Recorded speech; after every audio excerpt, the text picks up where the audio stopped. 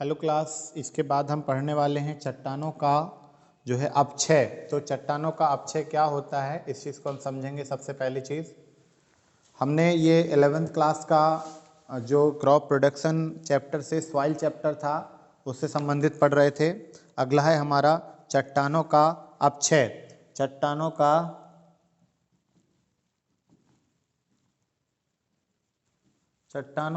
अपक्षय।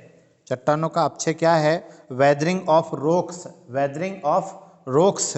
मृदा निर्माण के लिए चट्टानों का अपक्षय वेदरिंग होता है। मृदा निर्माणों के लिए जो चट्टानें होती हैं उनका अपक्षय होता है और यह अपक्षय 3 प्रकार से होता है। चट्टानें एवं खनिजों के विघटन से, चट्टानें एवं खनिजों के विघटन से, दूसरा अपघटन से, तीसरा सामूहिक क्रिया को अपक्षय कहते हैं। इन तीनों क्रियाओं को अपक्षय कहते हैं। चट्टानों एवं खनिजों के विघटन से और अपघटन की सामूहिक क्रिया को अपक्षय कहते हैं।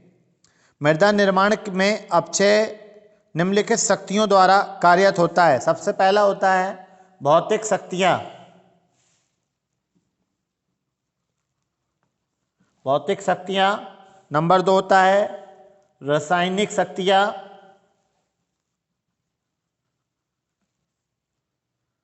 रासायनिक शक्तियां। इसके बाद है जैविक शक्तियां। जैविक शक्तियां क्या होती हैं ये? तो सबसे पहले भौतिक शक्तियां। भौतिक शक्तियों का आशय है कि भौतिक शक्तियों द्वारा ठोस और स्थूल चट्टानों के टूटकर छोटे छोटे टुकड़ों में बदलना। भौतिक शक्तियों द्वारा ठोस और स्थूल चट्टानों के टूटकर छोटे छोटे टुकड़ों में विभाजित हो जाना ही भौतिक अपक्षय कहलाता है। भौतिक शक्तियां तथा उनके प्रभाव का वर्णन।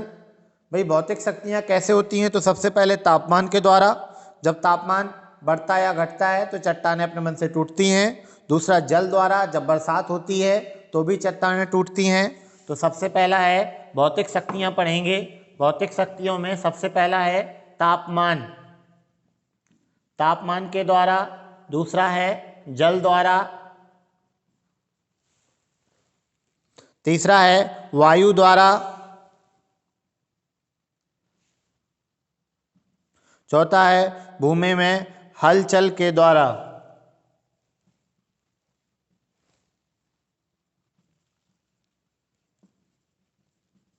ये भौतिक स्थितियां हैं। तापमान द्वारा। तापमान में परिवर्तन के साथ चट्टानों में भी परिवर्तन आता है। जब तापमान धीरे धीरे बढ़ता है तो चट्टानें अपनी परतें गर्म होकर फैल जाती हैं। चट्टानों के सिकुड़ते ही वे परतें आपस में टूट जाती हैं, जिससे वो जो है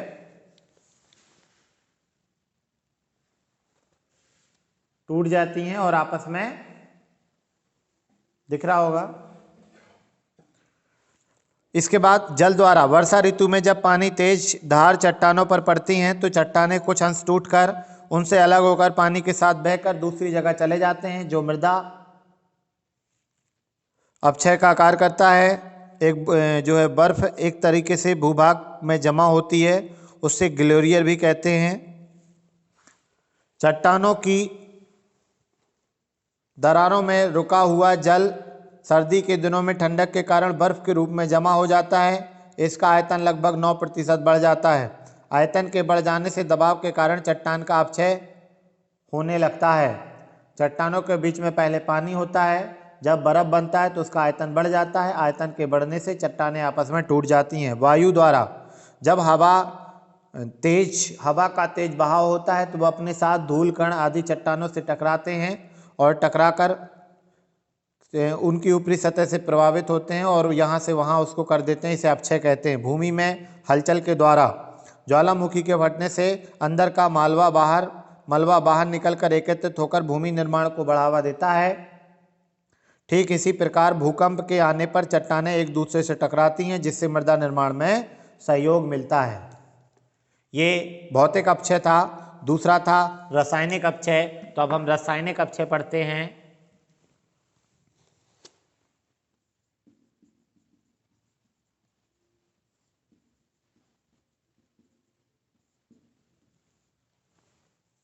रासायनिक अपक्षय क्या है?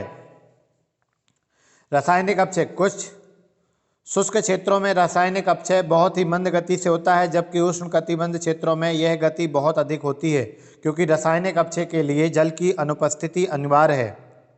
रासायनिक अपक्षय के लिए उत्तरदायी सभी प्रक्रम साथ साथ कार्य करते हैं, जिनका वर्णन निम्नलिखित है। सबसे पहले जल अपघटन, सबसे पहला है जल अपघटन।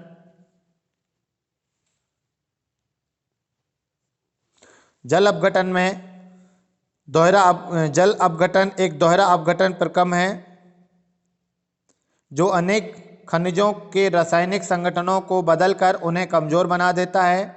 चट्टानों के खनिजों में जब पानी की क्रिया करता है तो खनिज अपघटित हो जाते हैं। सल्फर तथा अभ्रक जैसे खनिज अपक्षय इसी अभिक्रिया द्वारा होता है। इस अभिक्रिया को निम्नलिखित प्रकार से समझाया जा सकता है।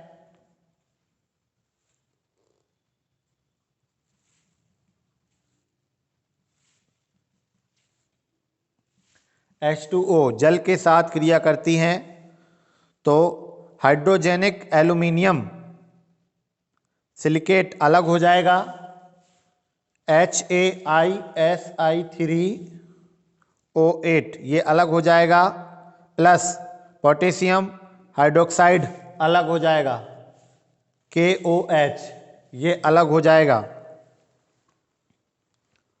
ऑर्थोक्लास फेल्डस्पर प्लस वाटर ये दोनों मिलकर यहाँ पर आपका हाइड्रोजेनिक एल्यूमिनियम सल्फेट अलग हो जाता है और ये KOH अलग हो जाता है, दिख रहा होगा, KOH अलग हो जाता है।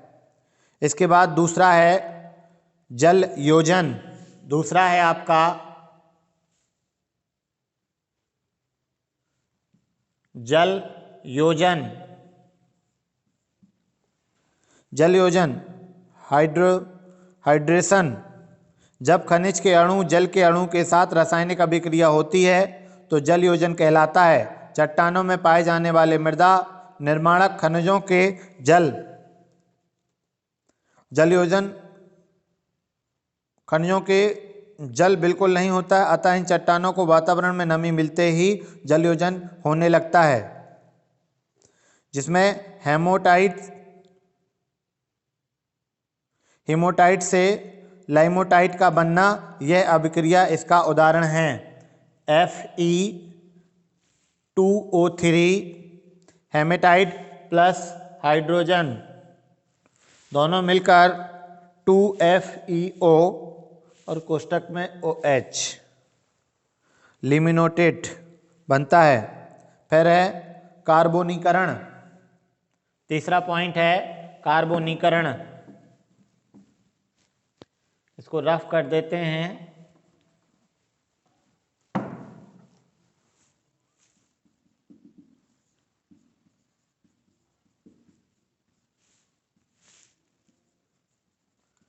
कार्बोनीकरण मृदा में जीवाश्म पदार्थ के अपघटन से CO2 बनती है जो पानी से अभिक्रिया करके कार्बनिक अम्ल बना देती है। इस अभिक्रिया द्वारा कार्बोनेट तथा बाइकार्बोनेट्स बनते हैं। कैल्शियम कार्बोनेट के कैल्शियम कार्बोनेट का बनना कार्बोनीकरण एक उदाहरण है। इसके बाद अगला पॉइंट है ऑक्सीजन। इसका अगला पॉइंट ऑक्सीजन, चौथा